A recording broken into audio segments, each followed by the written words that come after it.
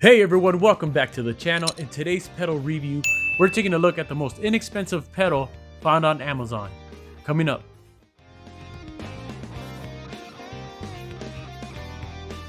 So after searching on Amazon for the least expensive pedal, I came across the Belodyer Overdrive. So this pedal is a rebranded K-Line Highwayman CP25 pedal. Why Belodyer did that, I have no idea. So out of the box, they give you a matching foot switch cover. Rather than having a 9-volt battery clip, they decided to just throw in a battery adapter. Most of us use a daisy chain or a power adapter, so not having the option to use a battery, it's okay with me. The knobs, as you can see, they're pretty smooth to the touch. So let's go ahead and see if this pedal is a hidden gem and worth the $16. Or is this gonna be just a paperweight? So let's go ahead and plug it in and see how it sounds. So I'm going to be using my Dan Electro U1 guitar. The reason why I chose this guitar is because it's a lipstick pickup and it's pretty trebly, and I wanna see if it's gonna change the tone completely using this pedal. So this is how it sounds on a clean dry signal.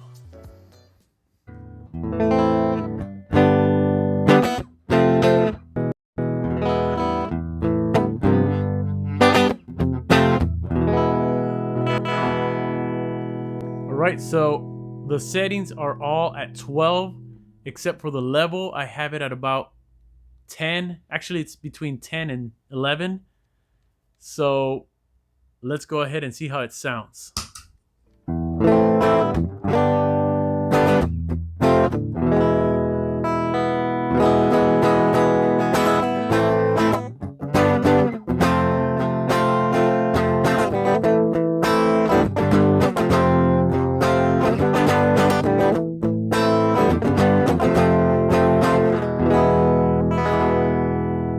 Alright, so now let's add a little more gain to about 2 o'clock.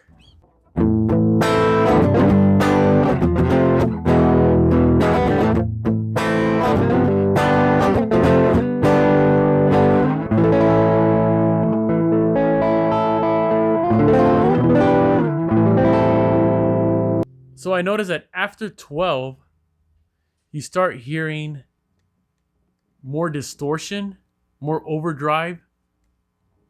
So let's go ahead and set it at about 3. So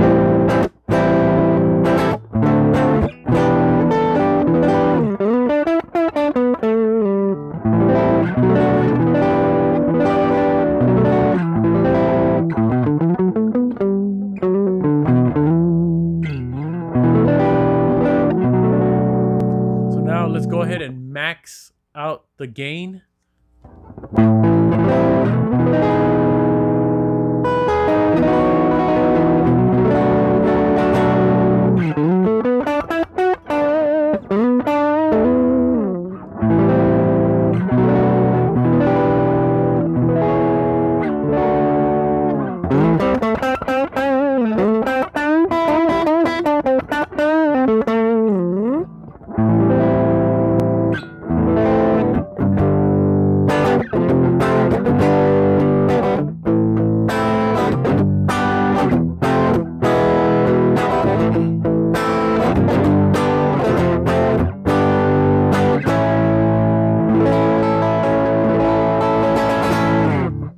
Alright, so now let's put the gain back at 12, and I'm going to increase the level at about 11.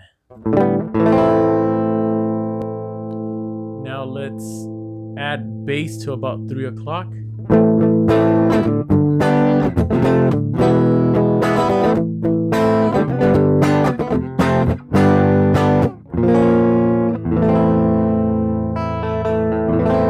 max out the bass completely.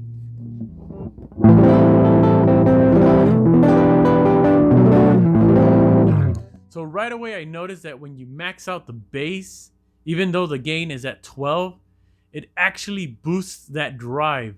So you get that muddy, grungy tone.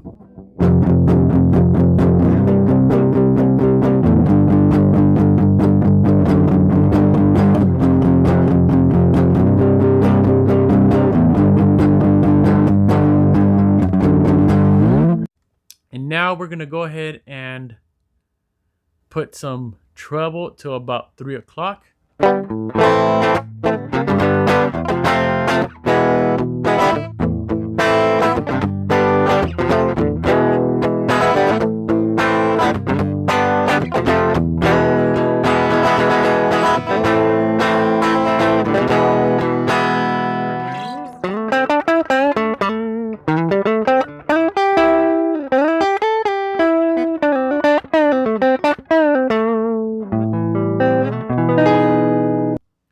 Right, so now let's max out the treble completely.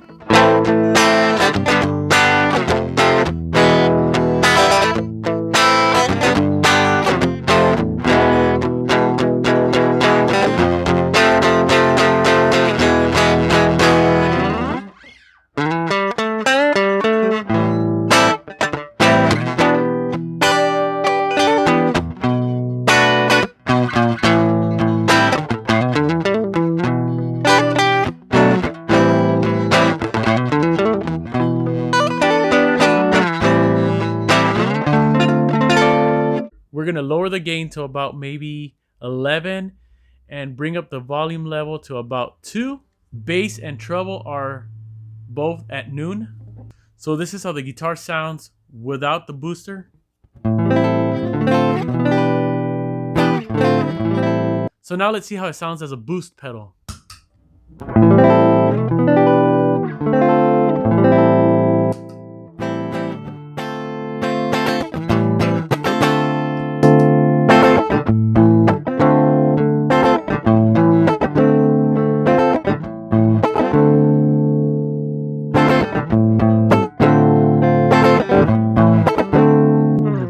Right, so now let's put the gain to about 9 and the level to about 2.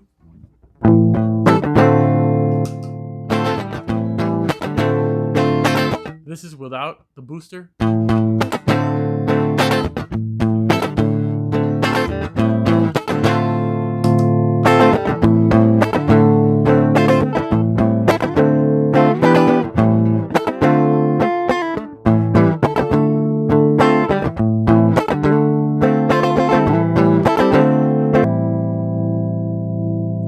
Max out the level, and the gain is at 8 o'clock without the booster. With the booster.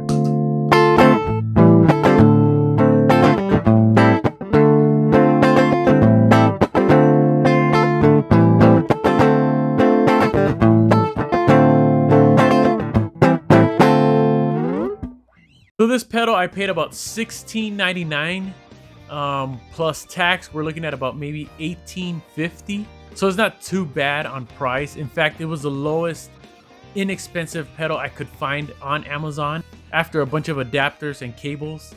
So the pedal itself is pretty decent. I recommend it more for someone who's beginning or someone who's on a tight budget like I mentioned before. Otherwise, I suggest saving up your money to buy a more boutique, higher end pedal. The overall build quality is pretty decent. In fact, like I mentioned before, the knobs are pretty smooth on it. The first thing that I don't like is the fact that it doesn't have the option to use a 9-volt battery. I mean, it does with the adapter they give you, but it doesn't have a built-in battery clip. The input for the power adapter is on the left bottom side, which I'm used to having my pedals having the power adapter connect on the top, or at least on the top side. The tone is okay. It wouldn't replace my Tube Screamer, not even my Boss DS1. This is definitely its own pedal. Well, sort of, because it's the K-Line Highwayman pedal. But overall, it's its own thing. On a scale from 1 to 5, I would give it maybe about 3.5, just because the overall build is pretty decent and the tone is okay, it's in the middle. The reason I didn't give it the whole 5 stars is because of those reasons that I've listed. In fact, the price is pretty good. But again, overall, it's a budget pedal for someone who's starting out. There you have it, guys. I hope you enjoyed this video. Don't forget to subscribe, hit like, and comment below your thoughts on this pedal. And as always, I'll see you guys on the next one.